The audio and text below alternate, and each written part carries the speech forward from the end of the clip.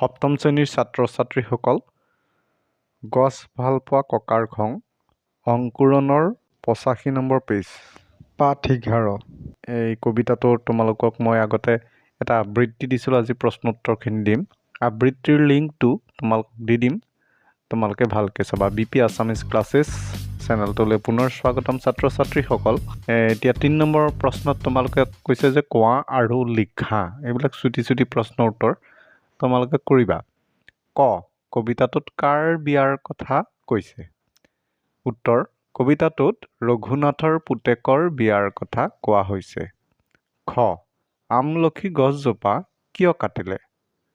উত্তৰ, আমলখি গছজোপা ৰঘুনাথৰ পুতেকৰ বিয়াৰ বাবে ৰভা দিবলৈ কাটিলে। গ, কোনে আহি ঘৰখন পুৰাব বুলি কোৱা হৈছে? উত্তৰ, বোৱাৰী আহি ঘৰখন পুৰাব বুলি কোৱা হৈছে। ঘ, সহজতে কি বস্তু ঘূৰাই নাপাব বুলি ককাই কৈছে? উত্তৰ, আমলখি গছজোপা কটাৰ বাবে সহজতে আমলখি গছজোপা ঘূৰাই নাপাব বুলি ককাই কৈছে। ছাত্ৰ ছাত্ৰীসকল, এইখিনিতে এটা কথা কওঁ, BP আছামিজ ক্লাছেছ এই চেনেলটোলৈ যদি তোমালোক নতুনকৈ আহিছা তেতিয়াহ'লে এইটো চেনেলটো ছাবস্ক্ৰাইব কৰি ল'বা, আৰু নতুন নতুন ভিডিঅ' তোমালোকক দি থাকিম। প্ৰশ্নোত্তৰ, বিভিন্ন পাঠভিত্তিক ক্ৰিয়া তোমালোকে পাবা, আৰু আবৃত্তি মই দিছোঁৱেই, 2টা কবিতাৰ আবৃত্তি ইতিমধ্যে দিছোঁ। গতিকে এইবোৰ তোমালোকে চাবা, শিকিবা, আৰু কিবা সুধিব লগা থাকিলে কমেণ্ট কৰি মোক সুধিবা যে এই প্ৰশ্নটো কেনেকুৱা হ'ব বা কেনেকৈ কৰিলে ভাল হ'ব, এনেকুৱা দেই। বাকী আমি ইয়াৰ পাছৰ প্ৰশ্নলৈ যাওঁ। প্ৰশ্ন নম্বৰ 4ত দিছে কোৱা আৰু লিখা। ক, বিয়া খাবলৈ আহি ককাৰ কিয় খং উঠিছিল? উত্তৰ, বিয়া খাবলৈ আহি ককাই দেখিলে যে ৰঘুনাথে পুতেকৰ বিয়াৰ বাবে ৰভাখন দিবলৈকে আমলখি গছজোপা কাটিলে, সেইকাৰণে ককাৰ বৰ খং উঠিছিল। খ, বিয়া ঘৰত ককাই কিয় একো নেখালে? উত্তৰ, বিয়া খাবলৈ আহি ককাই দেখিলে যে ৰঘুনাথে পুতেকৰ বিয়াৰ বাবে ৰভাখন দিবলৈকে আমলখি গছজোপা কাটিলে, সেইকাৰণে ককাৰ বৰ খং উঠিল আৰু লুচি ভাজি ৰসগোল্লা একোকে নেখালে। তেনেকৈ লিখিবা। 4 নম্বৰ প্ৰশ্নৰ গত দিছে যে খং উঠাৰ পাছতো ককাই দৰাক কি দিব বিচাৰিছিল? উত্তৰ, ৰঘুনাথে পুতেকৰ বিয়াৰ ৰভাখন দিবলৈকে আমলখি গছজোপা কাটিলত ককাৰ খং উঠিছিল। পিছে বিয়া নাখাই গুচি অহাৰ আগতে দৰাটিক এজোলোকা আশীৰ্বাদ দি যাব বিচাৰিছিল। তেনেকৈ লিখিলে হ'ব। ছাত্ৰ ছাত্ৰীসকল, ইয়াৰ পিছত 5 নম্বৰ প্ৰশ্নত দিছে তলৰ কবিতা ফাঁকি গদ্য ৰূপত লিখা। এতিয়া কবিতা ফাঁকি কি? আলহী অতিথি যাব, ৰভা নাইকিয়া হ'ব, বোৱাৰীয়ে ঘৰখন দিবহি পুৰাই, পিছে কোৱাচোন ৰঘুনাথ, আমলখি গছজোপা সহজতে পাবানে ঘূৰাই? এই কবিতা ফাঁকিৰ গদ্য ৰূপত তোমালোকে নিজৰ ভাষাত লিখিব লাগে। এতিয়া কেনেকুৱা হ'ব? উত্তৰটো মই দি দিছোঁ। গছ ভাল পোৱা ককাজনকো ৰঘুনাথৰ পুতেকৰ বিয়ালৈ মাতিছিল। বিয়া খাবলৈ আহি ককাই ৰভা দিবলৈকে আমলখি গছজোপা কাটি পেলোৱা দেখি মনত বৰ বেজাৰ পালে। গছজোপা কাটি পেলোৱাৰ বাবে ৰঘুনাথক খং কৰি বুজাইছিল যে বিয়াৰ অনুষ্ঠান শেষ হোৱাৰ পাছত আলহী অতিথিসকল ঘৰাঘৰি গুচি যাব, ৰভাখনো নাইকিয়া হ'ব, নতুনকৈ অহা বোৱাৰীয়ে ঘৰখন পুৰাই দিব, পিছে ৰঘুনাথে ৰভা দিবলৈকে কাটি পেলোৱা আমলখি গছজোপা সহজে ঘূৰাই পাব জানো বুলি ককাই ৰঘুনাথক প্ৰশ্ন কৰিছে। ঠিক আছে, ইয়াৰ পাছৰ প্ৰশ্নলৈ যাওঁ। পাছৰ প্ৰশ্নত কি কৈছে? 6 নম্বৰ, কবিতাটোৰ মূল ভাৱ লিখা। উত্তৰ, গছ-গছনিয়ে প্ৰাকৃতিক ভাৰসাম্য ৰক্ষা কৰে। ইয়াক যধে মধে কাটি তহিলং কৰিলে আমাৰ পৰিৱেশ বিনষ্ট হয়। গছ-গছনি অবিহনে পৃথিৱীত মানুহ নাইবা অন্যান্য প্ৰাণীসমূহ জীয়াই থাকিব নোৱাৰে।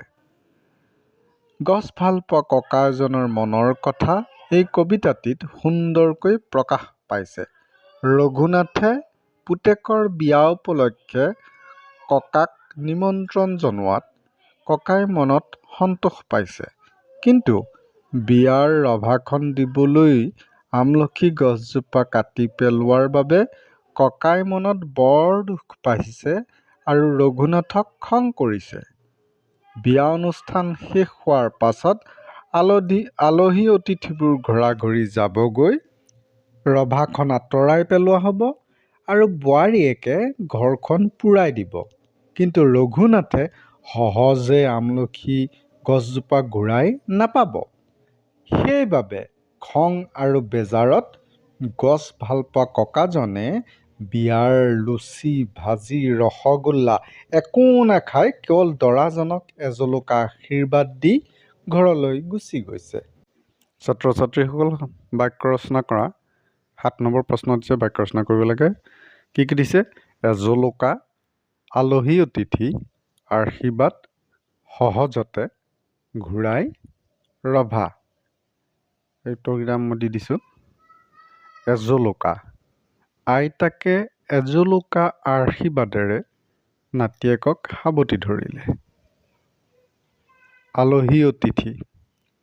এইকেইদিন ঘৰখন আলহী অতিথিৰে ভৰি আছে।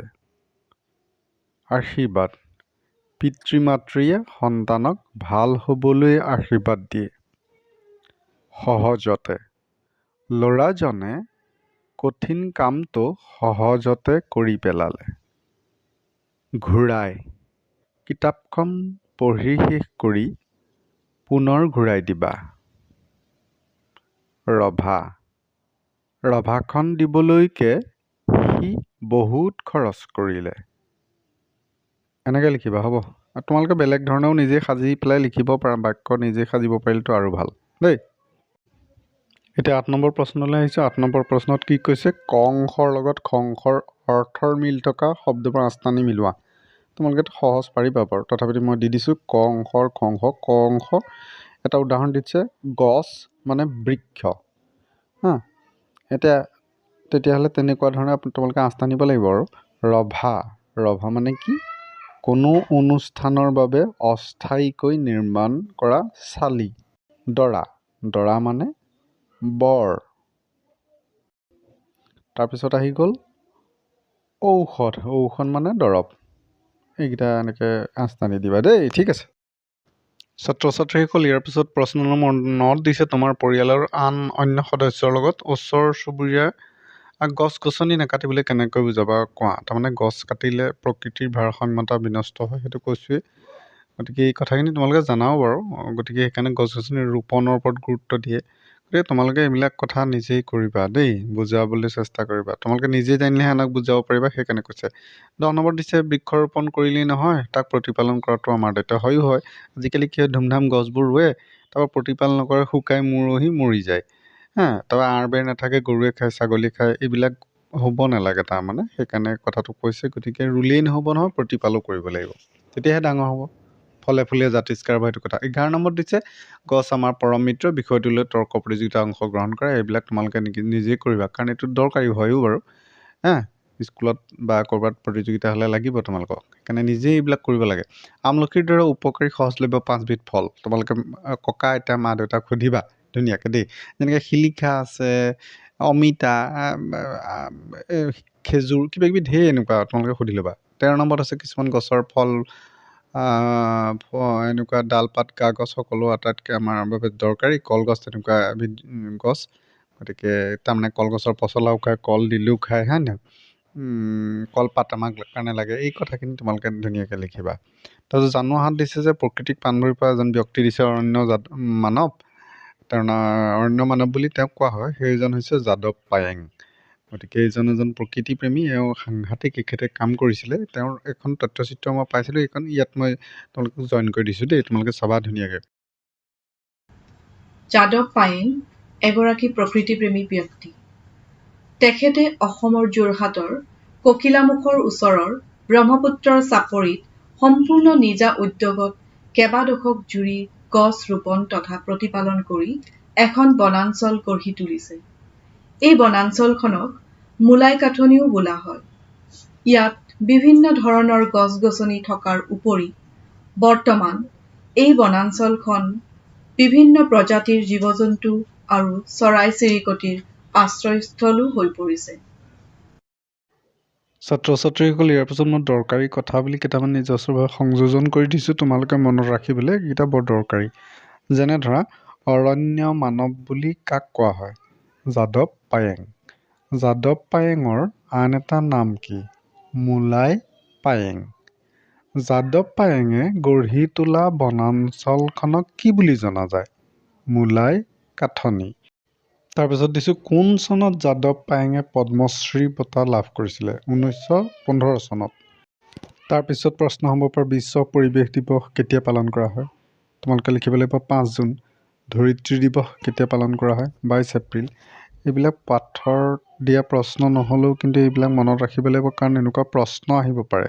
সেইকাৰণে আৰু এইবিলাক আগলৈকো লাগিব দেই, বৰ দৰকাৰী।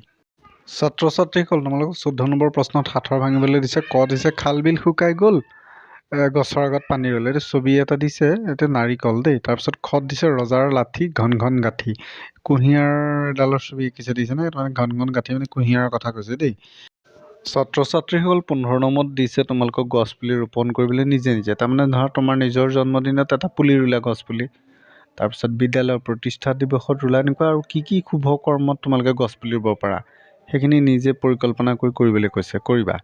তাৰপৰা 16 নম্বৰ প্ৰশ্নৰ প্ৰকল্পৰ কাম দিছে। এনেকুৱা ঢেৰ তোমালোকৰ পাঠভিত্তিক প্ৰকল্পৰ কাম দিছে। মোক খুব কৰিবলৈ মন আছে তোমালোকৰ লগত। সৃষ্টিমূলক কাম কৰিও ভাল লাগে। পৰৱৰ্তী পৰ্যায়ত মই বাৰু দিম। বাকী BP আছামিজ ক্লাছেছ এই চেনেলটোত তোমালোকৰ পাঠভিত্তিক প্ৰশ্নোত্তৰ আলোচনা এইবোৰ দিম। তোমালোকে লাইক, কমেণ্ট আৰু ছাবস্ক্ৰাইব কৰিবা। Bye bye, see you. ভালকৈ পঢ়িবা দেই।